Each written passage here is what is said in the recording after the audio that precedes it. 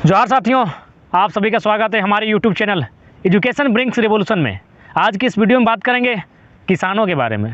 खैर, किसानों के बारे में अगर बात करेंगे तो एक युग लग जाएगा, लेकिन बस संक्षिप्त में थोड़ी सी चर्चा करना चाहेंगे। किसान जिसने सभ्यता का विकास में अपना योगदान दिया, दुनिया के पहले इंसान को आदि मानव कहा जाता है, लेकिन पहले सभ्य इंसान को किसान कहा जाता है, क्योंकि अगर कृषि नहीं होती तो हम लोग सभ्यता की ओर नहीं बढ़ते।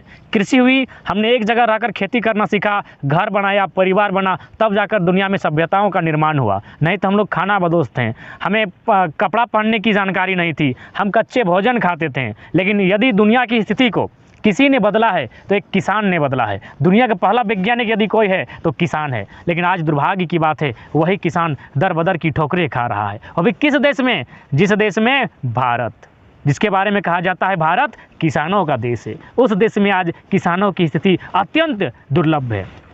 ये कृषि का महीना भी है, धान कटाई हो चुकी है। आप किसी भी गाँव में जाएँ, किसान ने जो मेहनत के साथ जो फसल सृजन किया है, उत्पादन किया है, वह फसल चंद रुपयों में बिक जाएंगे।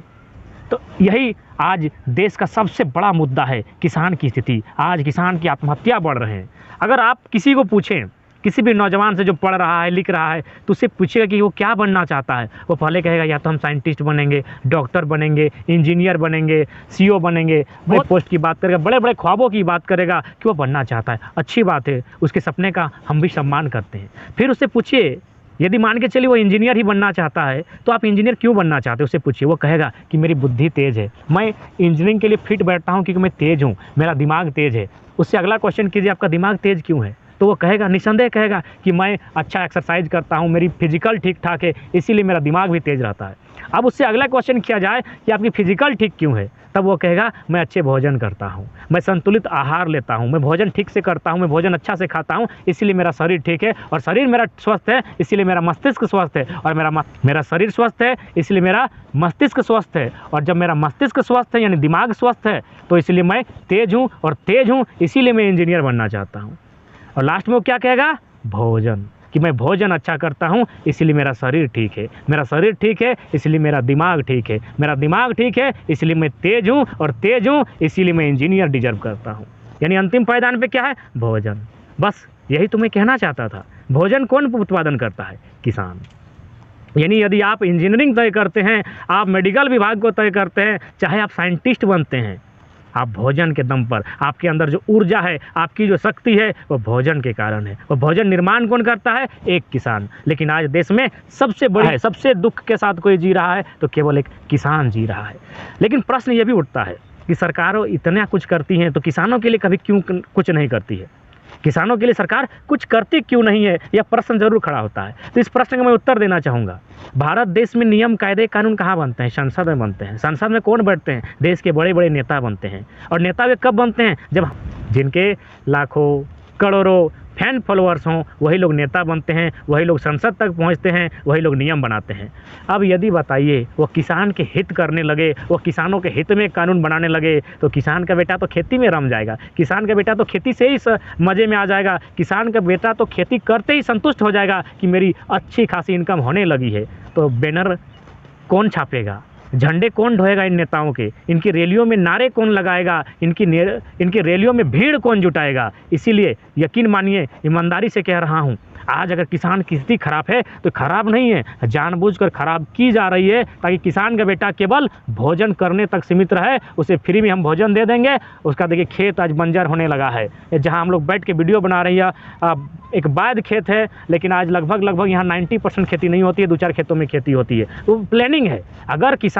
अगर डेवलपमेंट होने लगे, जिस दिन किसान तरक्की करेंगे, एक बात आप सीधा जान लीजिए, जिस दिन किसान तरक्की करेंगे उस दिन राष्ट्र तरक्की करेगा। यानी उस समय अमीरी और गरीबी की खाई मिटने लगेगी, सभी लोगों के पास अच्छे इनकम आने लगेंगे। और ये देश के कुछ मुट्ठी भर लोग चाहते हैं ऐसी समानता कभी ना आए, ऐसी समानता कभी ना आए, क्योंकि वे लोग शोषण करना चाहते हैं, वे लोग भोग करना चाहते हैं, और वे भोग तभी करेंगे जब उनके नीचे कुछ लोग ऐसे होंगे जो गुलामों की तरह ज़िंदगी को जिएंगे।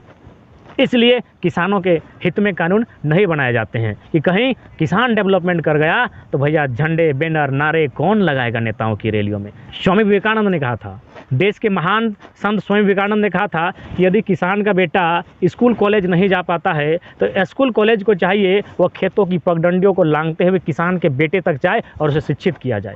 लेकिन आज आपको जानकारी मैं देना चाहूँगा, आप खुद आकलन कीजिए, आप खुद सर्वे कीजिए। आज देश में 2 नौकरी का ट्रेंड होता है, जो बीच स्टूडेंट्स के बीच 2 नौकरियों का ट्रेंड और क्रेज़ है भारत में। एक है इंजीनियरिंग और दूसरा है मेडिकल।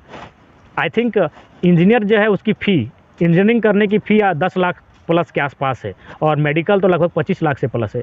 आप ईमानदारी से कहें कौन सा किसान का बेटा मेडिकल फ़ी को भर पाएगा या फिर इंजीनियरिंग की फ़ी को भर पाएगा? शायद बहुत कम, ना के बराबर किसान के बेटे उस मुकाम तक जा पाएंगे। तो कहीं ना कहीं देश में शिक्षा को गरीबों से, किसानों से काफ़ी दूर किया जा रहा है और सबकी ज़रूरत किसान है, सबकी ज़रूरत भोजन है, लेकिन भोजन का महत्व कोई नहीं देखता है कि वो किसान कितनी मेहनत के साथ उस भोजन का उत्पादन करता है। आज सभी यही चाहते हैं कि किसान केवल जीने, खाने और कमाने तक सीमित रहे, बाकी उनके हितों से किसी को कोई वास्ता नहीं। अगर होता तो संसद में कानून बनते हैं किसानों के हित में, लेकिन आज संसद में कानून किसानों के हित में नहीं, पूंजीपतियों के हित में बनते हैं। तो कहीं ना कहीं सोचने का विषय है। भारत जिसे किसानों का देश कहा जाता है, उस देश में किसानों की यह स्थिति हमें सोचने पर विवश करती है। और मैंने पहले कहा, दुनिया का पहला वैज्ञानिक यदि कोई है तो किसान है। अगर कृषि का उत्पादन नहीं होता तो हम लोग भी पशुओं की तरह जी रहे होते हैं, खा रहे होते हैं, लड़ झगड़ रहे होते हैं, नंगे रहते हैं, खाना बदोश होते, आज यहाँ कल वहाँ भटकते रहते। कृषि से सभ्यता का निर्माण हुआ, इसलिए किसान के महत्व को समझें और देश हित में अगर कोई कानून बने तो किसानों के हित में भी कानून बनना चाहिए। जय किसान, जोहार किसान, जय हिंद।